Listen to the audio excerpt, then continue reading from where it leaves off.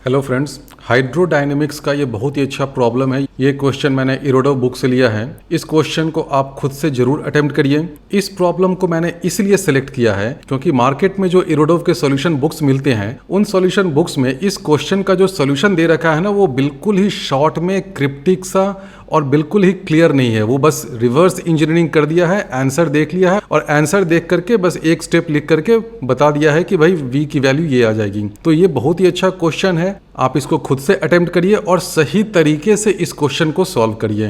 Problem ये है, in the arrangement shown in figure a viscous liquid whose density is rho is equal to 1 gram per centimetre cube flows along a tube out of a wide tank A. Find the velocity of the liquid flow if h1 is equal to 10 cm, h2 is equal to 20 cm, h3 is equal to 35 cm, all the distances L are equal. तो ये problem आपको दे रखा है, question में दे रखा है कि ये लिक्विड विस्कस है। तो जब लिक्विड विस्कस है और किसी ट्यूब से वो लिक्विड फ्लो कर रहा है और ऑब्वियसली ये जो लिक्विड फ्लो कर रहा है वो स्टेडी स्टेट में होगा। स्टेडी स्टेट का मतलब ये है कि कोई एक पॉइंट आप ले लीजिए, मान लीजिए कि ये वाला पॉइंट। तो इस पॉइंट पे अगर लिक्विड की वेलोसिटी अभी 10 मीटर पर सेकेंड है तो 2 मिनट के बाद 10 मिनट के बाद भी वेलोसिटी 10 मीटर पर सेकेंड ही रहेगी। तो लिक्विड जो है वो स्टेडी स्टेट में है और विस्कस फोर्स जो है वो क्या करता है, इस मोशन को अपोज करता है, यानी कि बैकवर्ड डायरेक्शन में फोर्स लगा रहा होगा। तो इस बैकवर्ड डायरेक्शन के फोर्स को बैलेंस करने के लिए कहाँ से फोर्स आएगा? वो फोर्स आएगा बिकॉज ऑफ प्रेशर डिफरेंस। तो ये इस क्वेश्चन का मेन फंडा है। और दूसरा पॉइंट आप ये भी देखिए कि वेलोसिटी ऑफ लिक्विड जो यहाँ पर होगी वही यहाँ पर होगी। दोनों जगह वेलोसिटी ऑफ लिक्विड अलग नहीं हो सकती है। क्यों अलग नहीं हो सकती है? Because of equation of continuity. क्योंकि अगर यहाँ पर वेलोसिटी मान लीजिए कि ज़्यादा है, यहाँ पे कम है, तो रास्ते में कहीं लिक्विड खर्च तो नहीं हो जाएगा, ख़त्म तो नहीं हो जाएगा, डिस्ट्रॉय तो नहीं हो जाएगा।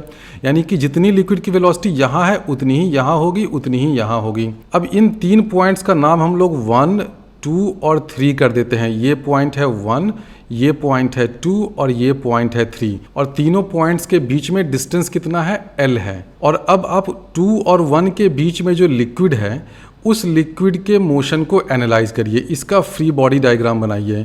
ये जो लिक्विड है 1 और 2 के बीच में वो स्टेडी स्टेट में है। स्टेडी स्टेट में है इसका मतलब इसकी वेलोसिटी ना तो इंक्रीज हो रही है ना डिक्रीज हो रही है। इसका मतलब इस लिक्विड पे जो 1 और 2 के बीच में है नेट एक्सटर्नल फोर्स 0 होगा। अब फोर्स किसके किसके कारण लगेगा? ऑब्वियसली पहला फोर्स तो लगेगा बिकॉज ऑफ विस्कोसिटी, क्योंकि ये जो लिक्विड है ये विस्कस है। तो विस्कस होने से क्या होता है, ये जो लिक्विड है उसका अगर आप बिल्कुल सेंट्रल वाला लाइन लीजिएगा तो वहाँ वेलोसिटी कुछ ज़्यादा होगी। इस ट्यूब के नज़दीक जब आइएगा तो वहाँ पे वेलोसिटी 0 हो जाएगी। यानी कि एक वेलोसिटी ग्रेडियंट है, dv/dz या dv/dr है। तो ये जो लिक्विड फ्लो कर रहा है इस ट्यूब से, इस लिक्विड में एक वेलोसिटी ग्रेडियंट है अलोंग द रेडियस। उसको जनरली हम लोग dv/dr लिखते हैं, तो यहाँ भी dv/dr लिख देते हैं। इस लिक्विड में जो वेलोसिटी फ्लो कर रही है उस वेलोसिटी का अपना ग्रेडियंट है, रेट ऑफ चेंज है। तो इसको हमने यहाँ पर dv/dr लिख दिया है। और मान लेते हैं कि ये जो ट्यूब है उसका रेडियस है r, यानी कि ये जो ट्यूब हमने लिया है उसका रेडियस है कैपिटल R। तो 1 और 2 के बीच में जो लिक्विड है इस पे विस्कस फोर्स कितना लगेगा? विस्कस फोर्स का फॉर्मूला हम लोग जानते हैं, क्या होता है? -η इंटू dv/dr इंटू क्या करना पड़ेगा? Surface area. अब सरफेस एरिया इसमें कौन सा लेना होगा वो ध्यान दीजिए। मान लीजिए कि ये लेंथ L का ट्यूब है 1 और 2 के बीच में और इसका ये रेडियस कितना है? Capital R। तो सरफेस एरिया ये वाला होगा, जैसा कि हमने थ्योरी वाले में समझाया था ना। तो ये सरफेस एरिया कितना हो जाएगा? 2πr into this L। तो विस्कस फोर्स क्या हो जाएगा? -η dv/dr into 2π capital R into L कर दीजिए। इस फोर्स को कौन बैलेंस करेगा? इस फोर्स को बैलेंस करेगा इस पॉइंट 2 और इस पॉइंट 1 पे जो प्रेशर है उसका जो डिफरेंस होगा इनटू क्रॉस सेक्शन एरिया। तो इसको हम लोग ऐसे लिख दें, this is equal to P2 minus P1 into A। ये समझ लीजिए ये कैसे आया, बहुत इंपॉर्टेंट इक्वेशन है। आप 2 और 1 के बीच में जो लिक्विड है ना, इस लिक्विड को मोशन को एनालाइज कर रहे हैं, इसका फ्री बॉडी डायग्राम बना रहे हैं, देख रहे हैं कि हॉरिजॉन्टल डायरेक्शन में इस पे क्या क्या फोर्स लग रहा है।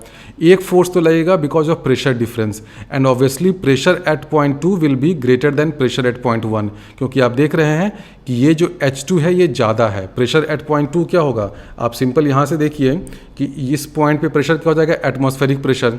तो प्रेशर एट पॉइंट 2 क्या हो जाएगा, इसको मैं लिख ही देता हूँ, P2 जो है वो हो जाएगा P0 atmospheric pressure plus H2 रो जी। उसी तरह P1 क्या हो जाएगा, P1 हो जाएगा P0 प्लस H1 रो जी। तो इतना तो सबको समझ में आ रहा है कि जो प्रेशर एट पॉइंट 2 है वो प्रेशर एट पॉइंट 1 से ज़्यादा है। इस प्रेशर डिफरेंस के कारण ही जो फोर्स आएगा वो इस विस्कस फोर्स को बैलेंस कर रहा है। फोर्स क्या हो जाएगा, P2 माइनस P1 इंटू ए क्या है, इस छोटे से पाइप का क्रॉस सेक्शन एरिया। आप चाहें तो इस ए को पाई कैपिटल R स्क्वायर ऐसे भी लिख सकते हैं, लेकिन कोई फर्क नहीं पड़ता है। अब इसी तरह आप पॉइंट 3 और पॉइंट 2 के बीच में भी लिख सकते हैं, एग्जैक्टली सब कुछ सेम रहेगा। वहाँ क्या हो जाएगा, P3 minus P2 into A, this is equal to हो जाएगा minus eta dv by D R, सब कुछ सेम है, into 2 pi capital R into L.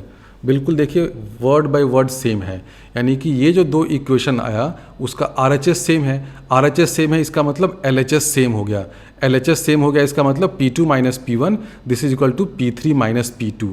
ये इस क्वेश्चन का की फंडा है कि ये दोनों इक्वल हैं। तो हम लोग लिख सकते हैं P2 minus P1 into A is equal to P3 minus P2 into A और ए कैंसिल हो गया यहाँ से। अब P2 माइनस P1 क्या हो जाएगा, बहुत सिंपल है, P2 माइनस P1 करिएगा तो P0 और P0 कैंसिल हो जाएगा, बचेगा क्या, H2 माइनस H1 रो जी।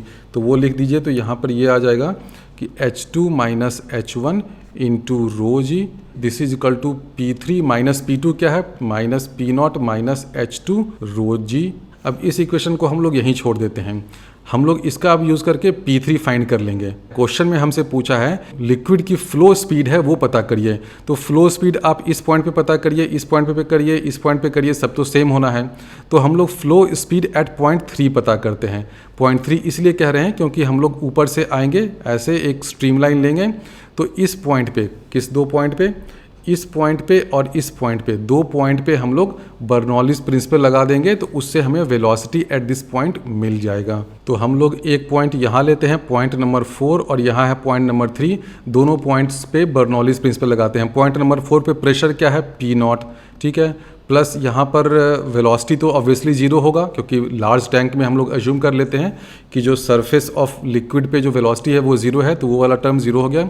प्लस ये वाला जो पॉइंट है, ये पॉइंट 4 जो है वो H3 हाइट पे है, इसको हम लोग रेफरेंस लेवल लेते हैं, जीरो रेफरेंस लेवल। तो ये वाला पॉइंट जो है वो पॉइंट 3 से H3 हाइट पे है, तो उसके कारण एक टर्म आ जाएगा, वो क्या आ जाएगा, H3 रो जी। अब ये 3 पॉइंट पे देखते हैं क्या होगा, 3 पॉइंट पे प्रेशर कितना होगा, P3 होगा। अब आप डायरेक्टली ये मत लिख दीजिए कि P3 की value P0 plus H3 rho जी हो जाए, वो हमें नहीं पता क्या होगा, भगवान जाने क्या होगा, लेकिन अभी इसको हम लोग एज इट इज़ यहीं पर छोड़ देते हैं कि P3 की वैल्यू क्या होगी। आप अंदाजे से बिल्कुल मत कर दीजिए कि P3 की value P0 plus H3 rho जी हो जाए, वो नहीं आप कह सकते हैं, क्योंकि देखिए ये P3 जो पॉइंट है वो थोड़ा सा इधर ट्यूब में है, तो यहाँ पे तो ये बंद है ना, तो इसलिए P3 पे प्रेशर क्या होगा मुझे नहीं पता।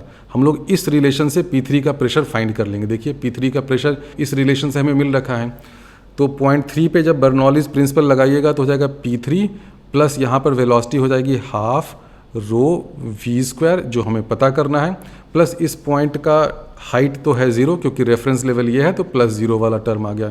तो ये समझ में आ गया।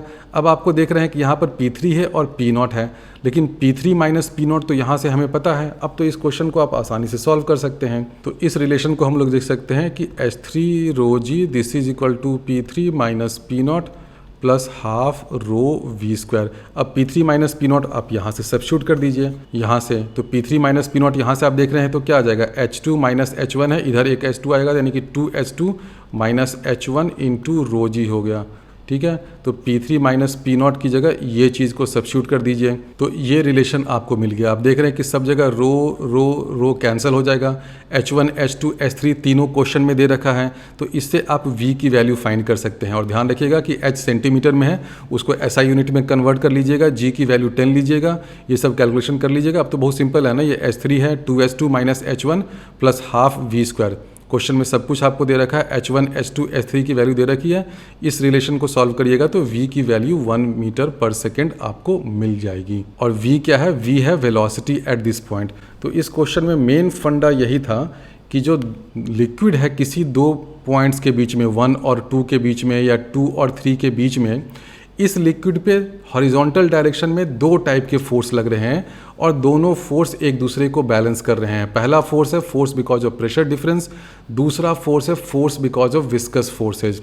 दोनों फोर्सेज को बैलेंस करिएगा तो आपको H2, H1 और P3 माइनस P0 ये रिलेशन आ जाएगा। इस रिलेशन के बाद आप इन दोनों पॉइंट्स के बीच में 4 पॉइंट है सरफेस पे और 3 पॉइंट है यहाँ पे, इन दोनों पॉइंट्स के बीच में बर्नौलीज प्रिंसिपल लगाइए, आप आसानी से फिर वेलोसिटी ऑफ फ्लूइड फाइंड कर लीजिएगा।